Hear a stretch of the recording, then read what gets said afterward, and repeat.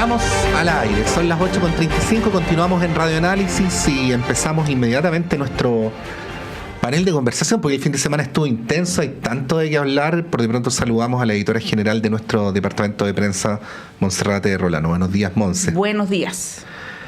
Y también a nuestros invitados. En primer lugar, saludar al secretario general del Frente Amplio, Andrés Cule. Andrés, bienvenido. Muchas gracias, feliz de estar nuevamente por acá. Tenemos una segunda panelista en camino, así que ven aquí, ahí la presentamos. Cuando sea el momento lo hacemos. Así es. Bueno, mientras esperamos a Cecilia Valdés, la voy a anunciar igual. Ya. Y para que cuando se incorpore, inicie también su participación en el panel. Pero por mientras, Andrés, el tema de los homicidios. Ocurrió, bueno, el tema de los homicidios yo creo que lo podríamos separar, ¿no? Ha habido 23 en la última semana. Y esto obviamente abre la pregunta si es que la estrategia desplegada por las autoridades es la más adecuada, ¿no?, para la magnitud de la crisis que vivimos en ese sentido.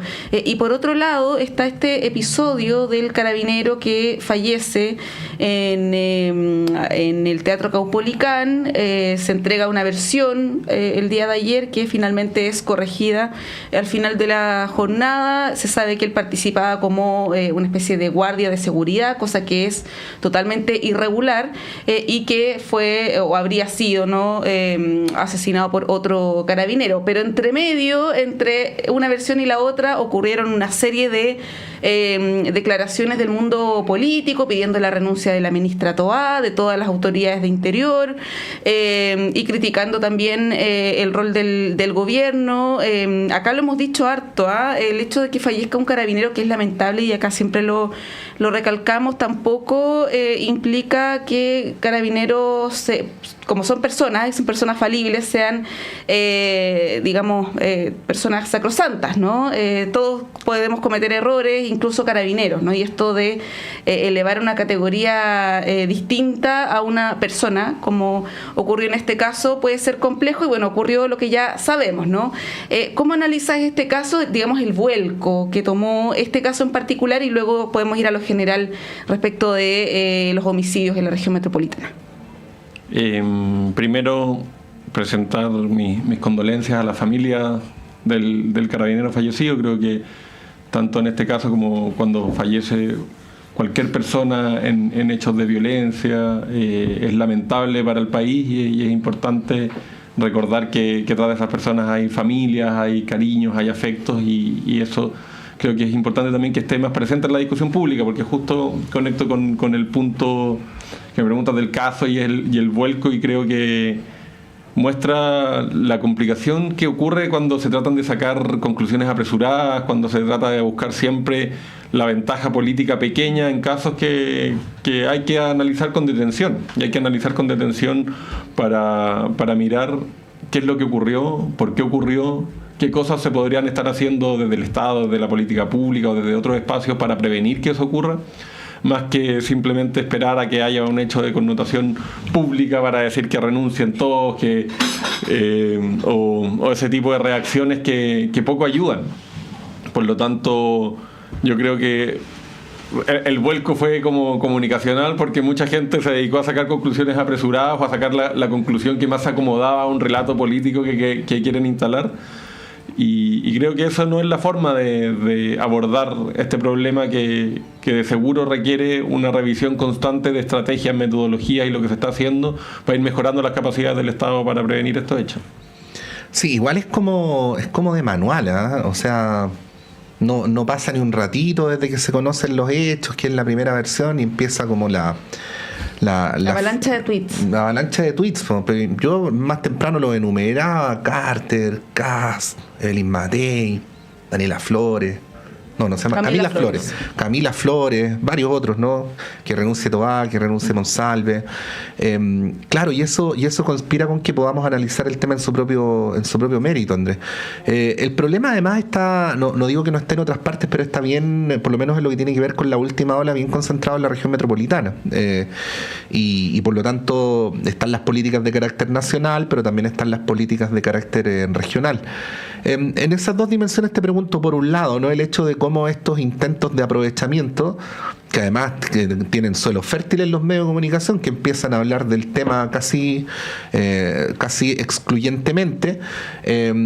¿Cómo eso conspira contra poder discutir el tema de fondo y cómo ves en general el tema de las estrategias que se están llevando a cabo para poder enfrentar esta situación?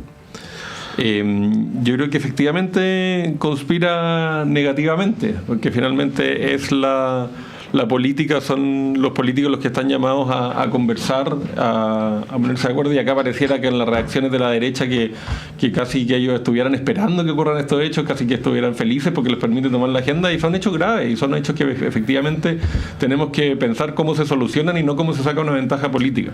Y ahí, como comentaba antes, creo que es importante la revisión constante de las estrategias. Yo creo que el plan Calle Sin Violencia da sus resultados, pero requiere también estar siempre estando revisado para ver, por ejemplo, si se pudiese haber hecho algo distinto ayer o se pudiese hacer algo distinto en eventos masivos, o revisar dónde están ocurriendo, dónde se concentran estos homicidios, para ir mejorando y perfeccionando las acciones con las capacidades que el Estado tiene, y a su vez continuar en la senda de cambios estratégicos, los cambios legales, que esos todos sabemos que no van a dar resultados de un día para otro, pero sí permiten evitar que en el mediano plazo esta crisis se profundice, y por lo tanto ahí también creo que hay un foco que muchas veces se olvida, porque pareciera que todo tiene que dar resultados inmediatos, y se entiende porque hay una urgencia, pero también tenemos que buscar mecanismos de prevención a futuro, y por ejemplo hay todo el trabajo en reinserción, el trabajo que las cárceles no se conviertan en reproductores de personas que cometen más delitos y delitos más graves. También hay un foco importante de trabajo, solo por poner un ejemplo de medidas que claramente no tienen un resultado en el corto plazo, pero muy importante para lo que va a ser la situación de seguridad en 8 o 10 años más, y que hoy día también estamos viendo los resultados de políticas preventivas que se deberían haber tomado ese tiempo para atrás. Sí, le damos la bienvenida a Cecilia Valdés. Cecilia, profesora, exsecretaria nacional de la Democracia Cristiana, ya habitual también de Radio Universidad de Chile. ¿Cómo estás? Muchas gracias, buenos días. Disculpen el atraso. Santiago, sí, un caos. En la mañana. Sí, es complicado. Pero bien, venía escuchándolos además. Con la información lamentable de estos asesinatos, pero además el descuadre de esta balacera gigantesca en La Pintana, más de 100 balas. Estamos hablando de un enfrentamiento de bandas criminales, de narco. Y yo creo que aquí se nota también que se ha superado un poco el estándar que había antes en cuanto a la violencia, al tipo de armamento y a la cantidad de armamento. Yo creo que efectivamente vuelve a retomar el tema de cómo formamos policías, cómo reformulamos la policía, porque estamos invirtiendo muchos recursos, mucho más que en la historia, digamos, del país. Pero algo pasa con las calles, es que siguen siendo inseguras en este tipo de delitos que son muy, muy delicados, muy graves, que están conectados no solo nacionalmente, sino que además internacionalmente. Entonces, ¿cómo preparamos policías de verdad para que esto tenga un cierto control que hoy día al parecer no lo tiene? En eso yo creo que nos falta mucho más tecnología, inteligencia, y reformular también la malla curricular de los carabineros, la cantidad de tiempo de formación, y esto lo venimos diciendo hace mucho rato. Lo que pasa es que se toma con ciertos prejuicios que impiden hacer lo que se hizo con la PDI, que la PDI efectivamente fue modernizada, y yo creo que Carabineros de Chile, Gendarmería, también necesitan urgente una mano de modernización. Sí, una cosa, Andrés, son las medidas administrativas o las que toma el gobierno, por ejemplo, el plan Calle Sin Violencia, entre otros, y otra cosa es el tema legislativo, ¿no? Donde ahí se ha avanzado bastante, hay 59 leyes aprobadas, pero probablemente las más importantes todavía no han avanzado mucho por falta de acuerdo, según reclama la oposición, porque el gobierno no ha presentado indicaciones en algunos de estos proyectos y no lo ha hecho porque no tiene acuerdo interno en su propia alianza de gobierno. ¿Cómo ves eso, no? Hay proyectos significativos como la ley de inteligencia, infraestructura crítica, las reglas de uso de la fuerza, que son muy importantes, ¿no? Para esto que estamos hablando, más allá de que eso tampoco va a solucionar de un día para otro la situación que estamos viviendo. Yo creo que es importante poder generar acuerdos amplios en estas materias y eso sí requiere tomarse un poco más de tiempo para que se discuta con el detalle y profundidad que requiere. Creo que está bien. Obviamente hay una urgencia también y no vamos a estar esperando 1 o 2 años, y creo que ese no es el espíritu de nadie, y así muestra también el avance de muchas otras leyes que sí han avanzado. Yo creo que ahí en esas materias son materias bien importantes. Por ejemplo, tú mencionas la ley de inteligencia. Yo creo que ahí hay algo clave en lo que está ocurriendo hoy día. Varios expertos concuerdan en que la dificultad o la mayor dificultad que se enfrenta es el crimen organizado. No es el crimen simplemente de una persona que decide, por ejemplo, salir a robar sola, sino que es más la organización del crimen y cómo eso está complejizando tanto la persecución del delito y también complejizando los delitos que ocurren. Y por lo tanto, ahí creo que hay una materia importante en modernizar las capacidades del Estado para poder perseguir esta, entre comillas, nueva criminalidad, porque no es tan nueva, pero sí se ha ido complejizando. Y claro, uno de los temas ahí más debatidos ha sido el tema del secreto bancario y cómo el poder seguir la ruta del dinero, poder tener distintas herramientas que el Estado sepa cómo se mueve el dinero, que finalmente el crimen ocurre y el crimen organizado ocurre porque hay gente moviendo grandes cantidades de dinero. Es algo, creo, fundamental en esta discusión y que también no hemos sido capaces de lograr acuerdo con la derecha. Sí. Ceci, te quiero preguntar 2 cosas. Buenos días, no te había saludado. Bienvenida, ¿no? Gracias. No, mira, lo primero, ayer el diputado Mirosevich decía que el aporte del Partido Republicano en el Parlamento, no en X ni en los medios de comunicación, al tema de seguridad pública había sido nulo. O sea, que obstruyen todo, que votan en contra de todo. Esta cosa un poco rara, ¿no? De por un lado señalar o contribuir a crear un clima de extrema gravedad, y no le bajo el perfil, ¿no?, a lo que está pasando en los medios, pero al mismo tiempo no tener disposición a poder alcanzar acuerdos amplios para poder efectivamente avanzar en esta materia, ¿no? Te quería preguntar respecto a eso, que además es un tema donde por lo menos en el último tiempo la democracia cristiana ha tenido en el Parlamento un rol bastante activo. No es casual que el presidente de la Comisión de Seguridad Pública del Senado sea demócrata cristiano, el senador Flores. Y eso nos lleva al segundo punto, ¿no? Por un lado, cómo ciertas informaciones le suben demasiado el perfil a algunas cosas y como otros se las bajan. Y yo creo que estos 2 episodios del fin de semana, del Caupolicán y de La Pintana, son bien ilustrativos, ¿no?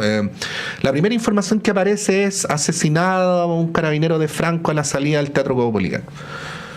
Yo, que había estado el día anterior en el Teatro Caupolicán porque había ido a ver a Congreso, obviamente me sobresalté cuando leí la noticia, pero no es lo mismo enterarse luego que fue un tiroteo con guardias a las 4 de la mañana y no a las 11 de la noche, ¿no? Eso es lo primero. No digo que está bien que haya un tiroteo a las 4 de la mañana, pero el escenario es distinto, ¿no? Pero lo de La Pintana, ¿no? Nosotros ayer publicábamos precisamente las declaraciones del senador Flores, donde hacía una serie de planteamientos que iban mucho más allá de Carabineros. O sea, el armamento de este nivel de poder de fuego que tienen estas bandas no es un asunto que depende de Carabineros, es un asunto que depende en primer lugar de aduanas, ¿no?, que tiene que ver cómo se puede controlar esto. Y después hizo una serie de planteamientos sobre la ocupación del territorio, las políticas sociales. Es decir, si la discusión sobre seguridad pública es solo policial, nunca vamos a llegar al tema de fondo, ¿no? Bueno, ¿cómo ves estas 2 dimensiones? Bueno, parto por lo último, Pato, porque efectivamente aquí estamos superados a nivel multidimensional. Uh-huh. Yo mencionaba hace poco anteriormente el tema de formación de carabineros, porque lo repito cada vez, porque aquí se ha puesto un bloqueo en meterle mano a cómo estamos formando la policía. Pero efectivamente aquí hay consecuencias de cómo tenemos este país organizado que da pie para que se introduzca armamento, porque tenemos una frontera en donde además perdemos el control en algunas oportunidades. Hoy día está mucho más focalizado, sin duda, pero tenemos una frontera bastante gigantesca y porosa, entonces ese control también es muy difícil que se haga. Por tanto, si aquí no hay acuerdos nacionales, es muy difícil avanzar, porque está trancada la pelota, no solo en el Parlamento, en las alianzas que estamos, cuando se aproxima una campaña política además, eso se agudiza. Se agudiza al interior del gobierno, en la alianza de gobierno, se agudiza en la derecha, en la alianza de derecha. Entonces se torna bastante difícil poder avanzar en estas leyes como el secreto bancario, que yo lo encuentro clave para perseguir el crimen organizado. Pero aquí tiene que haber una mesa de trabajo mucho más allá que las policías, como decía Patricio, que tiene que ver también con aduana, con gendarmería, tiene que ver con los municipios, tiene que ver con esa seguridad privada que de repente está, Teatro Caupolicán, un pitutito que se hicieron estos carabineros, que uno podría decir, mira, no corresponde, objetivamente.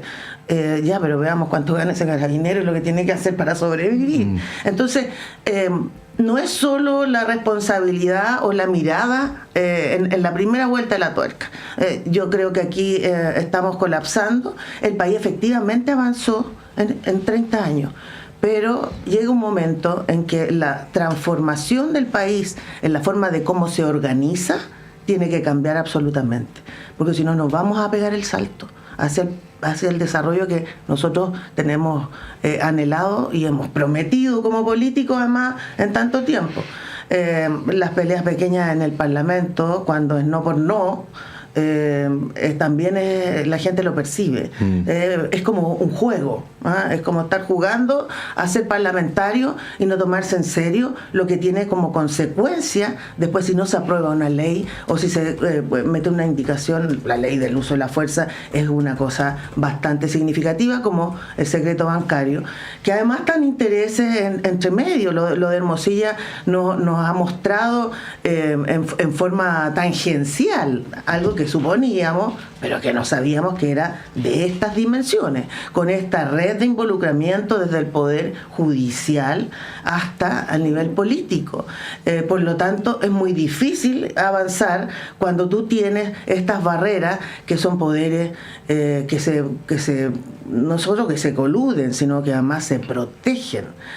Y el involucramiento de gente muy poderosa que siempre ha tenido privilegio está cuidándose en eso. Entonces, ¿cómo se desarma eso? A mi juicio, con un trabajo multidimensional, con gente que esté disponible a avanzar con las consecuencias que tenga que tener esto. Sí. Y hay que ser valiente y hay que tener coraje. Y eso es lo que yo creo que falta un poquito. Sí, ese es otro tipo de criminalidad organizada, solo que con terno y corbata. Ya vamos a hablar del caso Hermosilla en un ratito más. Solamente quería mencionar a propósito de lo que decías tú, Pato, que el diputado Guillermo Ramírez ayer en la televisión, creo que fue en Estado Nacional, fue bien enfático que su sector, Chile Vamos, no republicanos, ha apoyado todos los proyectos de ley en materia de seguridad, no solamente las mociones que se han ido también, ahí se le han agregado algunas indicaciones por parte del gobierno, como los mensajes también presidenciales, y que el problema, apunta él, está en la vereda del frente, ¿no? En el oficialismo, donde no se ponen de acuerdo respecto de algunos de estos proyectos de seguridad. Solamente lo mencionaba como dato, lo que entiendo que es efectivo, que Chile Vamos sí ha respaldado todos los proyectos. Los quiero llevar a otro tema, pero no sé, Andrés. Monse, porque eso también tiene una afirmación bien manipuladora. Porque en la ley del uso de la fuerza también vemos estas indicaciones que ellos estaban metiendo, que tenían que ver con todo lo contrario, tenía que ver con cómo se hacía justicia por las propias manos, y ellos estaban en esa indicación bien pegados. la ley del secreto bancario, que también tiene que ver con seguridad y con crimen organizado. Totalmente. Entonces, hay una afirmación ahí que se repite por parte de, no es primera vez que lo escucho al diputado Ramírez, y que es bien manipuladora, y yo también veo que falta un poco más de claridad de parte de los parlamentarios, del sector más de la alianza de gobierno, en ser súper claros en decir, mira, esto no es así. Esto no es así. Entonces, de repente nos quedamos callados cuando de repente tenemos que hablar, o hablamos cuando tenemos que callar. Sí, bueno, y es legítimo también tener diferencias, ¿no? Son temas complejos, Andrés, y además políticas públicas que nos van a acompañar en harto tiempo más. Por ejemplo, aquí siempre se recuerda la ley Naín Retamal, ¿no? Que se hizo de manera bien apresurada, también a partir de una contingencia que fue la muerte de 3 carabineros, no recuerdo, 4 carabineros, sí. Y se aceleró esta ley a contrapelo de lo que plantean todos los expertos en esa materia. Por lo tanto, como dices tú, de repente es bueno masticar un poco más los temas, darle algunas vueltas y sacar una buena ley en el fondo, ¿no? No sé si tienes algo que comentar a propósito de eso y de lo que plantea también el diputado Ramírez. Yo creo que ahí a veces se buscan formas de ensuciar o simplificar el debate que tampoco ayudan. Como bien tú decías, el Congreso está para eso, está para debatir, para en la discusión, en la conversación, encontrar cuáles son las ideas que generan mayor acuerdo, que generan una mejor solución al problema desde el punto de vista del Congreso, pero muchas veces esto lo tratan de poner en una dicotomía, en una falsa dicotomía. Te dicen como, oye, si tú no estás de acuerdo con esto, estás a favor de los delincuentes, estás en contra de la seguridad, y eso es ridículo. Y eso es ridículo. Claro. Nadie sabe, todos saben que nadie está a favor de la violencia, nadie está a favor de los delincuentes. Hay una pregunta legítima respecto de si estas son las mejores medidas o no, o qué riesgo abren, y para eso está el Congreso. Entonces, cuando se trata de llevar la discusión a ese nivel, evidentemente no ayuda a que la discusión se dé con profundidad, porque ¿qué ganas va a tener alguien en el Congreso de plantear que él cree que otra idea es mejor para resolver la seguridad si al frente va a tener alguien diciéndole, oye, tú estás por los delincuentes? Ninguna. Y eso va matando la discusión. El Congreso lo que tiene que tener es discusión para lograr los acuerdos que sean más transversales posibles en la sociedad, porque por eso está bien representado todo el arco político en el Congreso. Y creo que es importante que los parlamentarios ayuden a que la discusión ahí sea profunda y no en eslóganes, y creo que muchas veces, por ejemplo, lo que mencionó el diputado Ramírez, poco ayuda. Sí, pues, bueno, queremos cambiar de tema, pero como este es un tema complejo de suyo, que es Venezuela con todas sus aristas, mejor les proponemos que vayamos a un súper breve alto y a la vuelta nos podemos explayar en esta materia con todas sus variables, o con las que alcancemos a tratar, en realidad, porque las variables son innumerables en esta conversación de día lunes. Vamos y volvemos.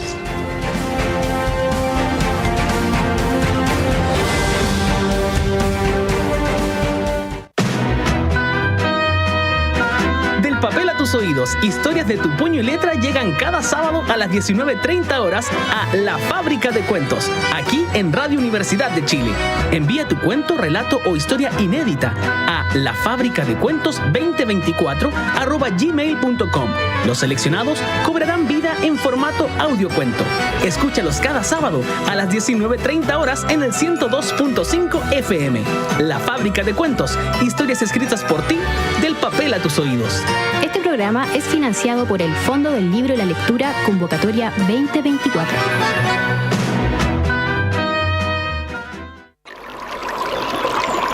Aguas Trayén o Cascada en Mapudungún es la mejor agua purificada con tecnología de última generación. Para más información, visite su página web www.aguastrayen.com.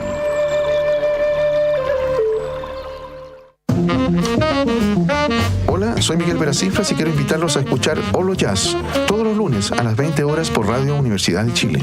La cultura, el arte y sus comunidades. Un espacio para la discusión, improvisación y la escucha social. Holo Jazz, lunes, 20 horas.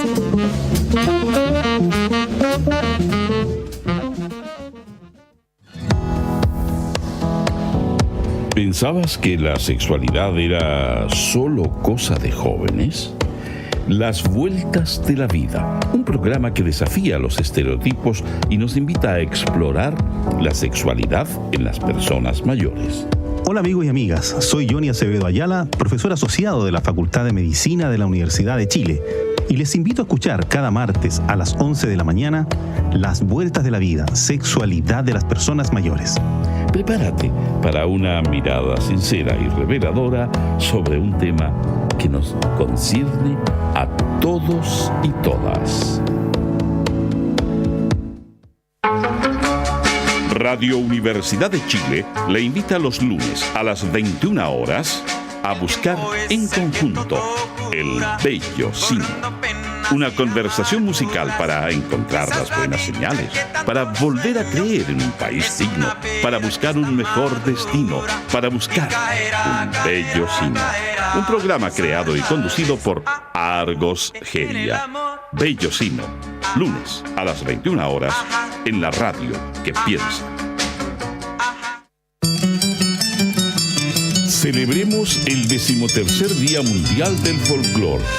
El Ballet Folclórico Antumapu les invita a unirse a esta gran celebración el sábado 31 de agosto, comenzando a las 10 de la mañana con un espectacular pasacalle por la Alameda. A partir de las 12 horas disfrutaremos de una maravillosa muestra artística en el Parque San Borja, ubicado en Marcoleta 260, cerca del Metro Universidad Católica. La entrada es liberada. No te pierdas esta oportunidad de celebrar y disfrutar de nuestras tradiciones. Este evento cuenta con la colaboración de Radio Universidad de Chile. ¡Te esperamos!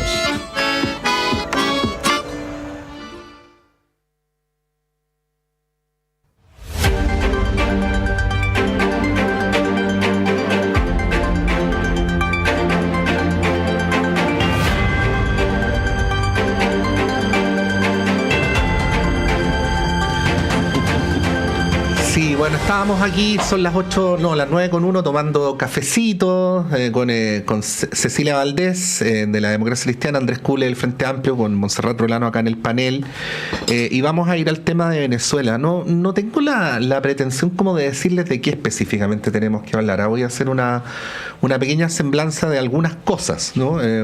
La primera, yendo a lo más inmediato, la declaración del Partido Comunista que se da a conocer ayer en la mañana, pero que de algún modo pasa a segundo plano con la entrevista de Lautaro Carmona en Estado Nacional. Entonces, en general, de lo que se ha dicho más es de la entrevista que de la declaración, ¿no? Y la declaración tiene varias partes, la entrevista tiene una parte bien concreta que la dábamos a conocer más temprano, y que tiene que ver con esa afirmación que hace Lautaro Carmona de que Venezuela no es una dictadura. Ayer, también lo comentábamos más temprano, no sé si pudieron ver la entrevista en la televisión en Tolerancia Cero a Carolina Toá. Ella de alguna manera le bajó el perfil a la diferencia, o sea, dijo que era notorio que había una diferencia con el Partido Comunista, bla, bla, bla, pero al mismo tiempo fue muy categórica en decir que la posición del gobierno era muy clara en la materia y que en ningún punto se había inhibido porque hubiera un partido, por muy importante que fuera, dentro de la coalición que tuviera un punto de vista diferente. Ahora, yendo a la situación concreta de Venezuela, uno podría hacer varias menciones, simplemente yo, para no extenderme demasiado, hacer mención a la palabra dictadura, porque la palabra dictadura tiene un uso, como todos conocemos, coloquial, y también tiene un uso en la ciencia política. Y simplemente decir esto, una de las razones por las cuales el debate es complejo es porque el deterioro democrático de los países o la deriva autoritaria de los gobiernos que tienen un inicio democrático no ocurre como ocurría antes, con un hito, un día puntual y una medida específica. O sea, uno dice, ¿cuándo empezó la dictadura en Chile? El 11 de septiembre del 73, cuando bombardearon la moneda, cerraron el Congreso, proscribieron a los partidos políticos, exiliaron a los opositores y crearon un aparato represivo de inteligencia, ¿no? ¿Cuándo empezó la dictadura en Argentina? El día que derrocaron a Isabel Perón. Bueno, acá es más complejo, ¿no?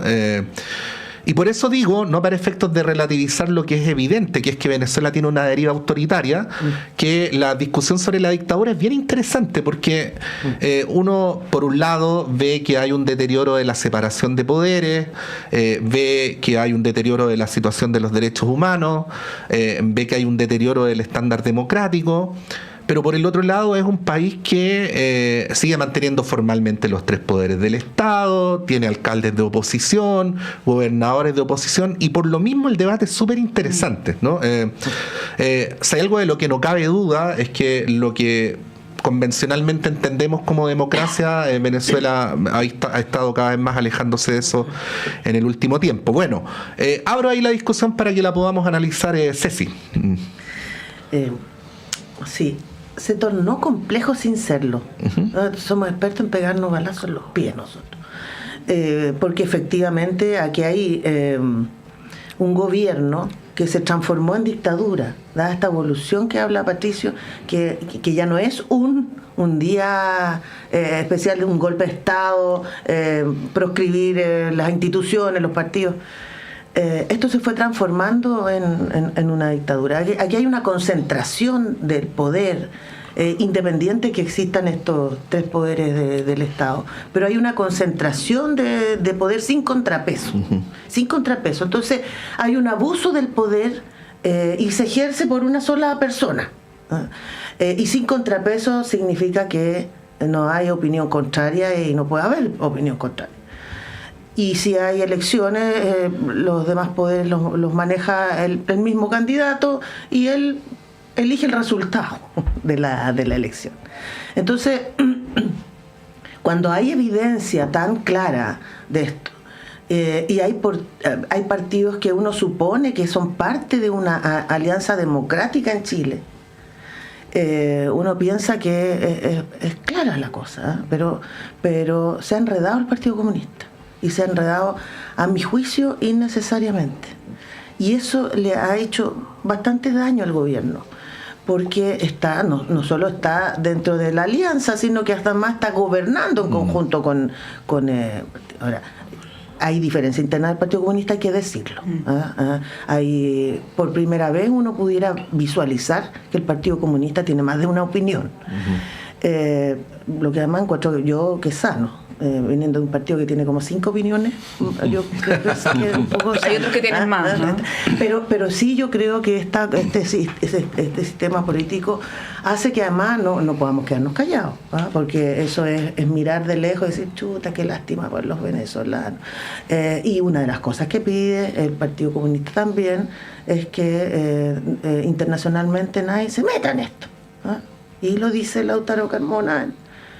Que no haya injerencismo, esa es como la manera en que se dice, sí, claro. Sí, pero eso no puede ser tampoco. O sea, aquí tiene que haber un contrapeso. El pueblo venezolano a grito está diciendo ya ayúdennos, y nosotros lo vivimos en carne propia, esto también en América Latina no es primera vez que pasa esto.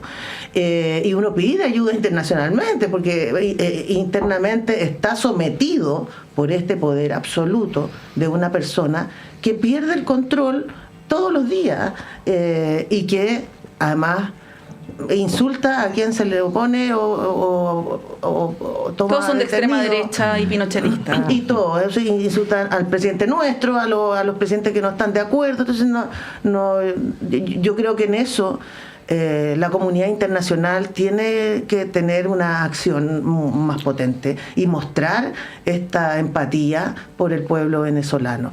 Y el Partido Comunista tiene que revisarse, porque está quedando muy mal además. Y el gobierno, el daño, no nos vamos a salir del gobierno, pero opinamos esto. Y no es una opinión como que uno pueda opinar de una ley que se está tramitando en el Congreso. Estamos hablando de una opinión de un régimen que oprime a un pueblo entero, y por lo tanto uno no puede ser neutral en eso o hacerse el leso, mirarse para arriba, porque además le hace un daño a la izquierda en América Latina. Sí, yo creo, Andrés, que y ahí quizás un matiz contigo, Pato, de que va más allá el tema de un deterioro democrático o los derechos humanos. O sea, estamos hablando de que hay persecución política, hay ejecuciones extrajudiciales, hay una policía política, más allá de que puede haber el deterioro democrático viene hace tiempo, de hecho, de antes de que asumiera Maduro en el poder, digamos. Depende de cómo se diga, el informe los informes de Amnistía Internacional y del Alto Comisionado de Derechos Humanos sobre Venezuela son lapidarios. Así es. Hay lo más probable es que haya ocurrido un fraude, esto también lo plantea el Centro Carter, Naciones Unidas, ¿no? Son entidades... La Unión Europea. la Unión Europea, así es, no son opiniones que uno plantea al azar, sino que hay datos que lo sustentan, que existe tortura, que existe persecución, que existen violaciones, en fin. Por lo tanto, uno podría presumir que si hay un régimen dictatorial, como lo plantea el presidente Boric, que no es bajo el concepto de dictadura clásica como lo entendemos nosotros, ¿no? De las dictaduras de los 70, 80 en Latinoamérica, sino que es otro tipo de régimen en la línea quizás de lo que ocurre en Nicaragua, por ejemplo, ¿no? Sí. Que bueno, ya sabemos cómo en el estado en el que está Nicaragua, bastante aislado, ¿no? Y que internacionalmente apoya a Maduro. Que bueno, uno de los pocos apoyos que tiene Maduro, pero eso es una cosa, Andrés, lo que ocurre en Venezuela, ¿no? Pero a nivel interno, la señal que da el Partido Comunista es compleja, ¿no? Porque por un lado da cuenta que no hay una mirada única dentro del partido. La declaración que tú señalabas, Pato, es bien, trata de ser neutra, ¿no? Plantea que van a seguir esperando las actas, no sé hasta cuándo se podrá esperar eso, ya estamos a un par de días de que se cumpla el mes, ¿no? Que es como el plazo reglamentario. Ya el Tribunal de Justicia proclamó a Maduro, por lo tanto no creo que haya mucho que hacer tampoco. Las actas evidentemente ya no se entregaron. Eso por un lado, pero lo que dice Lautaro Carmona, además de señalar que a su juicio no hay una dictadura, lo que es discutible, ¿no? Que es algo que se podría debatir, señala una mirada crítica sobre la decisión del gobierno de suscribir esta declaración con otros gobiernos de la región y en conjunto también con Estados Unidos. Dice, nosotros no compartimos la afirmación del presidente respecto de que es una dictadura. Además, dice, no tenemos esa conclusión, es una lectura distinta y que la hacemos con respeto. Y plantea que en Venezuela existe separación de los poderes del Estado, también aludiendo a una cierta legitimidad de las instituciones, cosa que creo que también es bien debatible. Dice, bueno, y en Chile no está claro tampoco que exista esa separación de poderes del Estado, ¿no? Haciendo una comparación entre Chile y Venezuela que yo encuentro que es bien delicada, pero ahí, Andrés, ¿cómo ves eso, no? Esto que un partido plantee, más que matices, sino que una diferencia con decisiones en materia de política exterior con el gobierno, porque una cosa es decir, el presidente lleva las relaciones exteriores, que eso es una obviedad, ¿no? Es una descripción. Otra cosa es decir, respetamos las decisiones, que es como lo básico, ¿no? Si no, ¿para qué está en el gobierno? Pero otra cosa es decir, tenemos diferencias con esas decisiones, que ahí yo creo que está lo complejo, ¿no? ¿Cómo lo ves? Yo creo que Cecilia mencionaba bien que ha habido un enredo quizás mayor o innecesario para lo que el tema requiere, porque yo creo que todos los partidos de gobierno, si tú le preguntas, parecía que las elecciones fueron transparentes o no, te van a decir no fueron transparentes, y condenan lo que pasa con la situación de derechos humanos en Venezuela, sí, pero cuando entramos como que pareciera que entramos más en quién se posiciona más lejos, quién condena con más fuerza, quién con menos fuerza, y empezamos a ver esos matices, cuando yo creo que hay un acuerdo transversal en las fuerzas de gobierno de el respeto por la democracia, el creer en la democracia y por lo tanto condenar lo que pasa en Venezuela más allá de la palabra que quieran o no quieran usar. En ese sentido creo que el rol que ha jugado el presidente Boric es importante y es lo que hay que potenciar, porque uno es caer en la opinología simplemente de qué opina cada uno de lo que pasa en Venezuela, y otro es el rol que como jefe de Estado puede jugar en esta situación. Y ahí Cecilia hablaba de la ayuda internacional y creo que es importante. Él como un líder de izquierda puede jugar un rol de buscar que en Venezuela cambie la situación, que en Venezuela se respete y se transparente el resultado de la elección y ese resultado se respete. Porque claro, probablemente de los liderazgos más de derecha de la región siempre uno sabía lo que iban a opinar y es fácil... tienen menos posibilidad de jugar un rol. Yo creo que el presidente Boric valientemente decide jugar este rol y también logra alinear al gobierno, y ahí también es importante mencionar, yo creo, las palabras que han tenido los distintos ministros del Partido Comunista, que se alinean con la posición de gobierno de manera de respaldar y demostrar una fuerza, que acá es el Poder Ejecutivo en su conjunto actuando y respaldando la acción de gobierno. La presidenta de la Cámara también hay en esa línea. Y claro, eso se podría leer desde el Partido Comunista tiene una diferencia interna, pero yo también veo que saben el rol que cumplen y cuando dicen... el presidente lleva la política internacional y eso lo respaldan también y lo muestran con hechos. Por lo mismo, claro, yo creo que evidentemente no es el ideal tener diferencias en esta materia, pero el Partido Comunista también creo que desde su presidencia está en su derecho de plantear si tiene una lectura diferente de la situación de Venezuela. Yo lo que espero es que los ministros de Estado, quienes están ahí, actúen alineadamente con el gobierno, y eso ha ocurrido al menos, y eso creo que sí es importante. Oye, espérate, Pato, muy cortito, ¿eh? Eduardo Artés, que fue uno de los veedores, digámoslo así, para las elecciones en Venezuela, criticó al Partido Comunista por ser muy amarillo, ¿no? por decirlo en términos coloquiales. Es parte también de la presión la que está sometida el Partido Comunista por el lado izquierdo, ¿no? Sí, bueno, el Partido Comunista Acción Proletaria siempre ha considerado al Partido Comunista amarillo, por algo ellos dicen que son el verdadero Partido Comunista. Iba a decir otra cosa, Ceci, pero no, dale nomás. Estamos... Hablando de amarillo. Quería hablar de los amarillos. No. ¿Te gusta hablar de los amarillos?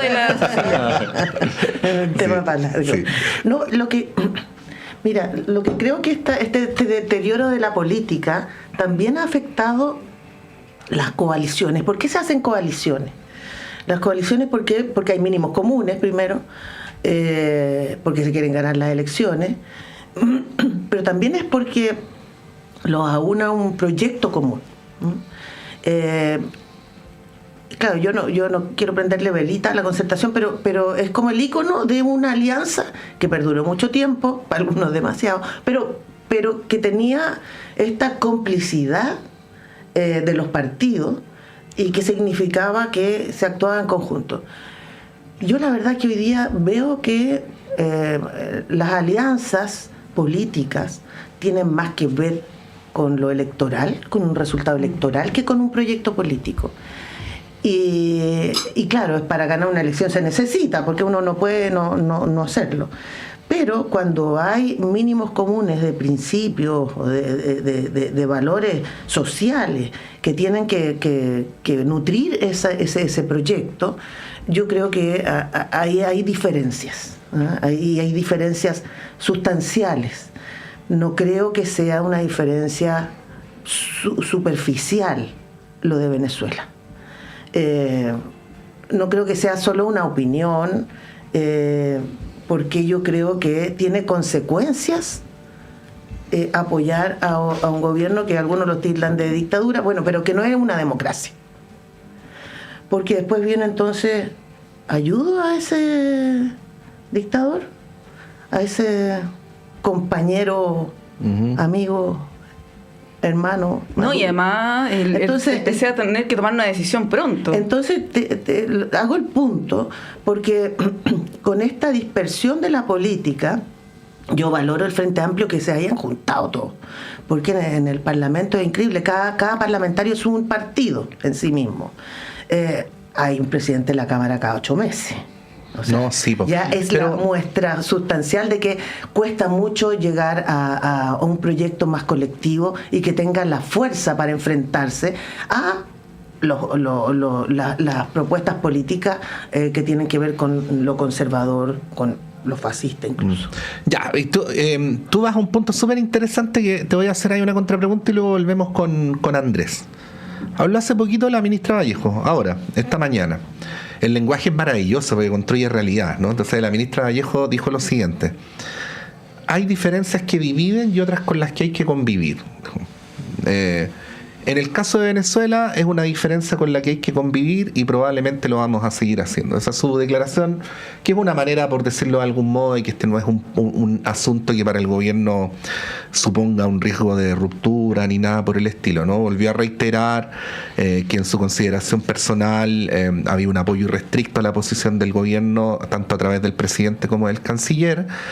Y lo quiero vincular, Ceci, con algo que dijo anoche en la televisión Carolina Toá cuando se le preguntó por lo mismo, porque cada cierto tiempo aparece esta idea de que el PC tiene que salir del gobierno. Ella recordaba, mira, y esto te alude directamente, recordaba que para el mundo del cual ella provenía era muy complicado hacer una alianza con la democracia cristiana, porque la democracia cristiana había apoyado el golpe militar, ¿no? Con todas las consecuencias que eso había tenido para el mundo de la izquierda, que para qué las vamos a volver a señalar ahora. pero que sin embargo se había hecho, decía ella, porque un país diverso como este requiere alianzas amplias, ¿no? Y que el hecho de que en las coaliciones haya partidos que discrepan incluso de algunas cosas importantes, ella lo veía como una fortaleza en una sociedad heterogénea y no como un problema, ¿no? Y decía, y con esto termino porque creo que alude directamente a la democracia cristiana, aunque no lo dijo de esa manera, en la coalición que tenemos ahora faltan más, no sobran, faltan más, tienen que sumarse más. Yo lo interpreté, entre otras cosas, como una alusión a la democracia cristiana, porque no es casual que acto seguido, aunque ya no milita en el partido, haya aparecido en la entrevista el tema de Claudio Rego y otros por el estilo. Bueno, ¿cómo ves ese asunto? Porque todo esto que estamos conversando, que podría ser un súper interesante tema académico, está completamente entrelazado con las próximas contiendas electorales. No, absolutamente, sí. Y es muy político además, porque no solo tiene que ver con cómo vamos juntando fuerza, que es lo que yo decía, que en eso, Camila Vallejo para mí es una persona brillante, y tiene una elegancia para decir las cosas que la verdad yo creo que hay que reconocer que ella cumple su rol perfectamente. Yo creo que es la mejor vocera que se ha tenido en democracia. Y lo de la Carola es bien especial porque ella puede comparar lo que fue antes con lo que está ahora. Y ella nota esta deficiencia que significa sumar más fuerza, porque por sí solo no somos suficientes para frenar a todo este poder conservador que se ha levantado en Chile. Es muy potente eso, y con muchos intereses creados y con muchos recursos además. Entonces, esta invitación, efectivamente, la democracia cristiana, y no sé si fue septiembre pasado o anterior, efectivamente la democracia cristiana hace un reconocimiento y una autocrítica de cómo fue enfrentado el golpe de Estado institucionalmente, porque extrainstitucionalmente tenemos ahí un grupo de valientes demócratas cristianos que visualizaron inmediatamente que uno se tenía que oponer a un golpe de Estado, pero institucionalmente la democracia cristiana tuvo un paso en falso tremendo, tremendo. Ahora, si la democracia cristiana no hubiese estado ahí, quizás hubiese habido igual el golpe de Estado. Pero ahí, claro, hay una responsabilidad política que es importante. Entonces, a pesar de eso, dice Carolina que la democracia cristiana era importante, porque también para recuperar la democracia nosotros nos involucramos como partido también. O sea, no, y era el partido más grande de Chile, además. Sí. Bueno, sí, pero además teníamos líderes demócratas cristianos en los sindicatos, en las universidades, que eran muy, muy importantes para liderar esta recuperación de la democracia, como Gabriel Valdés, que no tuvieran consecuencias de derramamiento de sangre más de lo que ya había pasado por la dictadura. Entonces, claro, cuando uno piensa en eso, pero tiene que tener un proyecto común. O sea, hay un mínimo común que hay que cumplir. Y esas cosas se van conversando. Es una alianza que se va nutriendo todo el rato. No es solo repartir los cargos y ya, y de ahí nos vemos. Porque si no, quedan muy votados los ministros. O sea, yo creo que los ministros del Partido Comunista, que han tenido una postura sumamente leal con el presidente de la República, se deben sentir un poquito cojos, ¿no? Sobre todo en un partido que la diferencia de opinión no es un devenir diario. Es muy difícil que sea una diferencia de opinión a cada rato como en otros partidos donde militamos. Sí, yo me pregunto, Andrés, y para cerrar el tema, ¿hasta cuándo van a esperar que se entreguen las actas, ¿no? Porque esa es lo que ha sostenido el PC, de no reconocer el triunfo de Maduro y por otro lado esperar a que se transparente el resultado de la elección, pero da la sensación que eso ya no ocurrió, que se consolida ya en la semana pasada el fraude, ¿no? Y bueno, está en una posición complicada el PC porque no va a poder seguir sosteniendo esta misma postura durante mucho tiempo más. Va a tener que en algún momento decir, reconocemos a Maduro o no lo reconocemos. Y el no hacerlo también tiene un costo para el partido, ¿no? Si es una decisión difícil. No sé si tienes algo que agregar sobre lo que hemos estado conversando o de esto último que comento. Sí, o sea, sobre la acta yo comparto que no es un elástico que se pueda estirar mucho más. Pareciera que por algo ya no se han transparentado hasta ahora y... Había un mes de plazo, ¿no? Institucional. Sí. Y todo, que se cumple pasado mañana. Y todo parece indicar que esas actas que respalden el resultado que se anunció no existen.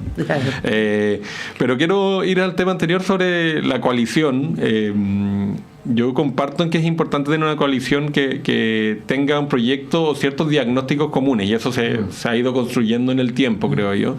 Obviamente una coalición tiene distintos partidos y por lo tanto al tener distintos partidos son partidos que tienen sus propias declaraciones de principios, sus propias visiones sobre el mundo y es importante en la coalición ese complemento, pero hay que ver también esas diferencias si ponen o no en riesgo la acción política de la coalición y yo creo que en este caso, y comparto con la ministra Vallejo, no se ha dado más allá de una declaración pública de un presidente de partido. Lo que pasa hoy es el gobierno alineado y todos son ministros alineados tras la acción y posición que está defendiendo en esta materia. Por lo tanto, creo que para la acción misma que se requiere que el gobierno tome, no se ha visto en riesgo por esta diferencia al interior de la coalición.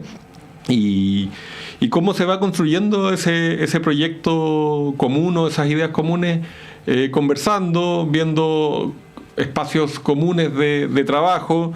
Yo creo que es importante, bien lo mencionaba Cecilia, hay un riesgo del crecimiento de la ultraderecha, ultraconservador, que claramente te pone una urgencia al menos de pragmáticamente aunarnos para enfrentar ese riesgo, pero yo creo que eso tampoco puede ser lo único porque no va a ser sostenible en el tiempo.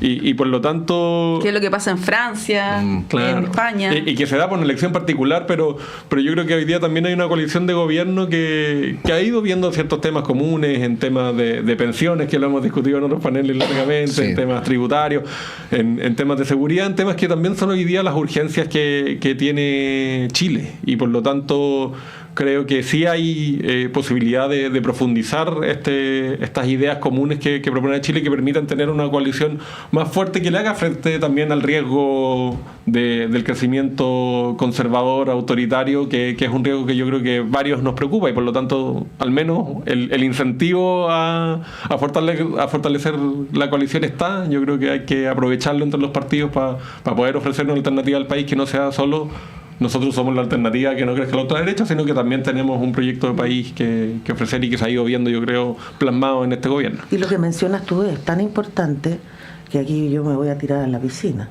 Yo creo que la democracia cristiana tiene que estar en el próximo proyecto, porque es muy difícil enfrentar a la derecha, a la ultraderecha, sin que haya una unidad de un proyecto, de una visión de país compartida con el respeto a los derechos humanos y a la democracia. Bueno, ahí el pacto de alcaldes va preconfigurando eso, al menos también para ser un espacio de conversación y de encontrarnos más. Bueno, Alberto Undurraga dijo hace algunos días que por ningún motivo iban a ir en un pacto con el Partido Comunista a propósito de lo mismo que estamos hablando, ¿no? Yo sé que esto es dinámico, falta harto para la elección, pero esas cosas se tienen que conversar. Sí. O sea, yo digo aquí, las declaraciones tajantes para la política no sirven. No, y especialmente en escenarios que están evidentemente abiertos. Y lamentablemente, como ahora existe Google, uno puede decir, oiga, pero usted en agosto del año pasado dijo esto. Porque ahora, antes uno como que podía pasar pela, pero las cosas se olvidaban después. Bueno, como en Chile Vamos, que decían, jamás vamos a apoyar a republicanos. Exactamente. Bueno, ya vemos lo que ha pasado. Como dijo Iván Moreira, no depondré mi huelga de hambre hasta que vuelva el general Pinochet. Obviamente la depuso, por algo lo tenemos aún en la política activamente. Sí. No, se nos acabó el tiempo. ¿Cómo anda la capacidad de síntesis para un minuto cada uno sobre el caso Hermosilla? No tenemos más. Qué difícil la capacidad de síntesis. Andrés, dale. Lo estábamos conversando antes. Yo creo que el caso es grave porque daña la fe pública, daña la ya débil confianza en las instituciones, y por lo tanto creo que es importante que todos los actores que tienen algún tipo de poder se pongan a disposición para que esto se esclarezca, para que todos quienes sean responsables de esta red de crimen organizado también, porque eso es lo que parece ser, pongan los antecedentes, no haya defensas corporativas de ningún espacio, que quienes han sido, por ejemplo, en estos WhatsApp que parece que salpican para todos lados, quienes hayan sido de alguna u otra forma vinculados aclaren bien lo que pasó, porque lo que requiere la ciudadanía acá es transparencia total. Requiere que haya una señal clara de que la justicia funciona, de que independiente del poder y recursos que las personas tengan, la justicia funciona. Porque si acá en el caso se ve que finalmente terminan saliendo libres o por ahí como cubriéndose, va a ser grave y va a profundizar la crisis institucional que yo creo que ya arrastramos hace un buen tiempo. Claro, que sea más que una clase de ética, como ya ha ocurrido en el pasado. Cecilia. Yo lo que creo es que aquí hay un desafío del Poder Judicial, de la política, de que esto se conozca en todas sus dimensiones. No va a haber confianza en las instituciones si continuamos viendo esta autoprotección que se genera para que no se conozca la verdad y la realidad. Los fiscales han sido brillantes en la acusación. Yo he seguido los juicios. El nivel de detalle que hay es increíble. Data de una investigación muy acuciosa, muy profesional que han hecho. Y que además indiscutidamente es indesmentible, a pesar de todo lo que digan los señores Hermosilla, porque no es solamente el acusado, sino que es el hermano, como una empresa media familiar. Entonces, la protección que hay de estas personas que tienen una red mucho más poderosa, porque mucho poder, mucho dinero. O sea, aquí es el robo del siglo, cuando hablamos de Brinks, no, este es el robo del siglo, de verdad. Y yo creo que si no se transparenta todo, si el Poder Judicial pone todas sus cartas en la mesa, si el Poder Político también, es difícil que las personas vayan recuperando esa confianza que se ha ido perdiendo en el tiempo. Bueno, vamos a estar muy pendientes del desarrollo de esta cuarta jornada de audiencia de formalización. Es probable que haya una quinta, incluso una sexta, así que vamos a estar ahí pendientes. Ahora es el turno de la defensa. Aparte, entiendo, abriendo esta jornada que comenzaba a eso de las 9 de la mañana, justamente Juan Pablo Hermosilla, ¿no?, que es el abogado defensor de Luis Hermosilla. Así que vamos a estar entregándoles detalles de esta audiencia de formalización. Por lo pronto tenemos que dejar el panel hasta acá. Cecilia Valdés, muchas gracias por acompañarnos esta mañana. Muchas gracias a ustedes. Y Andrés Kuble, muchas gracias. También gracias por la invitación. Sí, vamos a dar, antes de ir a la pausa, una noticia de último minuto, una noticia que proviene del mundo del deporte.